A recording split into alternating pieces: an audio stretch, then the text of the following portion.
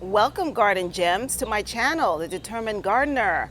Thanks to all of you guys who are supporting me and are my new subscribers and the old ones that keep coming back. I so much appreciate it. I'm in my garden and it is such a beautiful day, and I wanted to show you some of the things that I have blooming.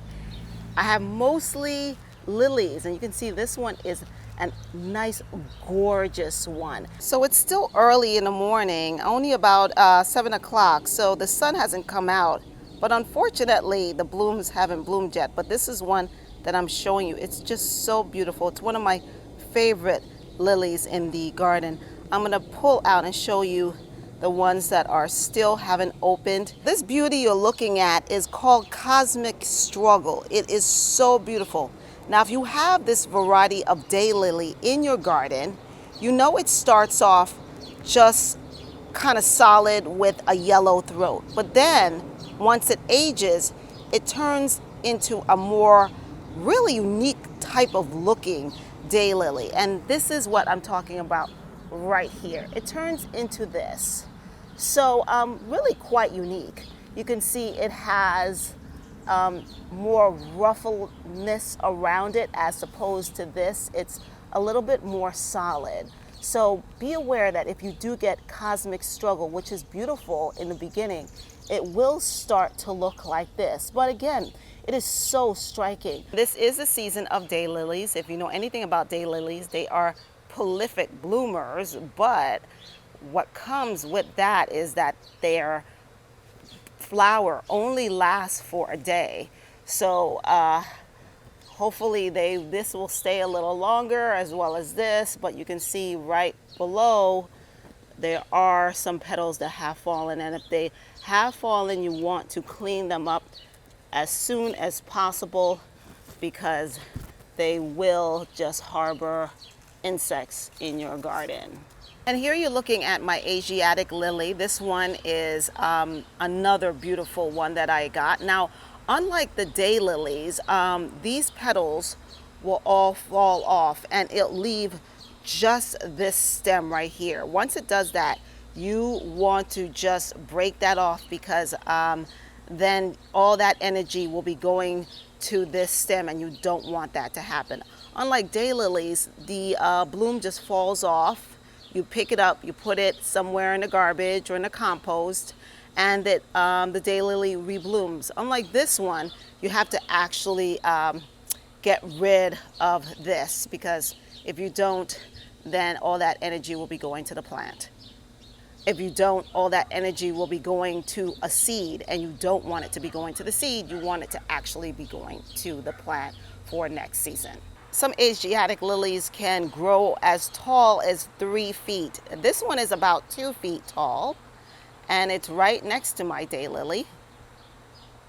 I'm going to show you a variety that it's almost 3 feet, and it's definitely a stunner. Look at the throat of that Asiatic lily, and this one is one of my tallest ones in my garden. It's almost 3 feet tall. Don't know why it got that tall. Maybe they just like this spot. But again, when this gets old, all the petals will fall off, and only this part will be left, right? So once that part is left, you want to go and just snip off this part, and then all that energy will go back to the plant. But isn't that a stunner? I have several of them planted in my garden. This is one of my favorite ones. Look at that one. It's like a light pink one, almost like a hint of purple. Oh, I don't know the variety of this lily, but it's one that I got last season, and I forgot, unfortunately, to keep the tags. You can see a wider shot of my Asiatic lily collection. And this one is a more purple variety, again, with the outer part being purple and the throat being bright yellow. So there's a theme here going. I kind of like purple and yellow.